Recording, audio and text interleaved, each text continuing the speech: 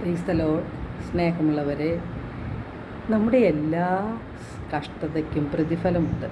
Philippi 1:29 തിരുവചനം പറയുന്നു, ക്രിസ്തുവിൽ വിശ്വസിക്കുവാൻ മാത്രമല്ല അവനു വേണ്ടി സഹിക്കാൻ കൂടിയുള്ള അവകാശം അവനെ പ്രതി നിങ്ങൾക്ക് ലഭിച്ചിരിക്കുന്നു. പ്രഭാഷകൻ 2:1 നാം കാണുന്നത്, എൻ്റെ മകനെ, നീ കർത്തൃശുശ്രൂഷയ്ക്ക് ഒരുമ്പെടുന്നെങ്കിൽ പ്രലോഭനങ്ങളെ നേരിടാൻ ഒരുങ്ങിയിരിക്കുവിൻ.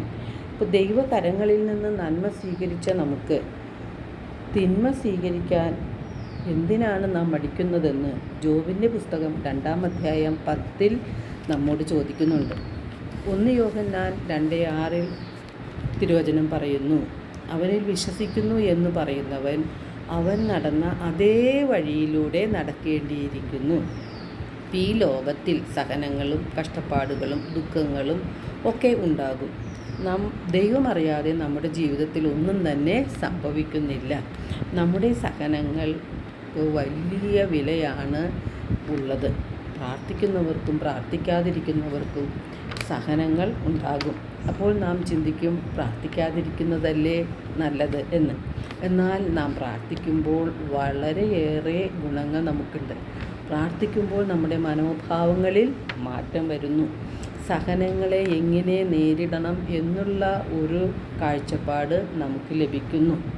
പ്രാർത്ഥിക്കുമ്പോൾ നമുക്ക് നിരാശ മാറി പ്രത്യാശയും ധൈര്യവും ആണ് ലഭിക്കുന്നത്. യേശുനാഥൻ തൻ്റെ സഹനത്തിൻ്റെ വേളയിൽ പിതാവിനോട് പ്രാർത്ഥിക്കുന്നുണ്ട്. അപ്പോൾ സഹനങ്ങളെ എടുത്തു മാറ്റുകയല്ല പിതാവ് ചെയ്തത്, സഹനങ്ങളെ നേരിടാനുള്ള ശക്തി യേശുവിന് കൊടുക്കുകയാണ് ചെയ്തത്.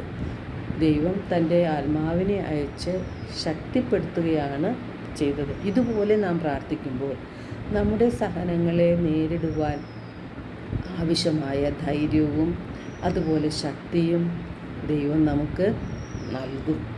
ഈ ലോകത്തിനപ്പുറം നിത്യമായൊരു ജീവിതമുണ്ടെന്നുള്ള ഒരു ബോധ്യം നമുക്ക് നൽകും.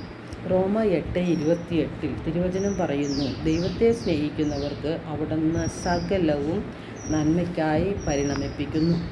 ജെറമിയ 29:11 കർത്താവ് അരുളി ചെയ്യുന്നുണ്ട്, നിങ്ങളെക്കുറിച്ചൊരു പദ്ധതി എൻ്റെ മനസ്സിലുണ്ട്, നിങ്ങളുടെ നാശത്തിനുള്ളതല്ല ക്ഷേമത്തിനുള്ള പദ്ധതിയാണ്, നിങ്ങൾക്ക് ശുഭകരമായ ഭാവിയും പ്രത്യാശയും നൽകുന്ന പദ്ധതി. അപ്പോൾ ദൈവത്തിൻ്റെ പദ്ധതി നമ്മെ വിശുദ്ധീകരിച്ച് ദൈവത്തിൻ്റെ സ്വന്തമാക്കി മാറ്റുക എന്നതാണ്. ദൈവം നഷ്ടപ്പെട്ടതിനെ അന്വേഷിച്ച് കണ്ടെത്തും.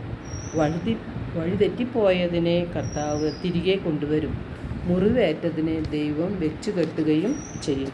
ദൈവത്തിൻ്റെ പദ്ധതികൾ പലപ്പോഴും നമ്മുടെ ചിന്തകൾക്ക് ഉപരിയാണ്, അത് ഉന്നതമാണ്. യോഹന്നാൻ 16:33 യേശു പറയുന്നുണ്ട്, ലോകത്തിൽ നിങ്ങൾക്ക് ഞെരുക്കങ്ങളുണ്ടാകും, എങ്കിലും ധൈര്യമായിരിക്കുവിൻ, ഞാൻ ലോകത്തെ കീഴടക്കിയിരിക്കുന്നു. അപ്പോൾ ദൈവത്തിലാണ് നാം ആശ്രയം വെക്കേണ്ടത്. നമ്മുടെ എല്ലാ പ്രശ്നങ്ങളും കാണുന്നവനാണ് ദൈവം. ആ ദൈവത്തിന് എല്ലാ പ്രശ്നങ്ങളും മാറ്റിയെടുക്കാനും കഴിയും. നമ്മെ ശക്തിപ്പെടുത്തുന്നതും നമ്മെ ധൈര്യപ്പെടുത്തുന്നതും ദൈവത്തിൻ്റെ സ്വന്തമാക്കി മാറ്റുന്നതും ദൈവത്തിൻ്റെ വചനങ്ങളാണ്. ആ വചനങ്ങളിൽ ആഴപ്പെട്ടുകൊണ്ട് ജീവിക്കുക ആണ് നാം ചെയ്യേണ്ടത്.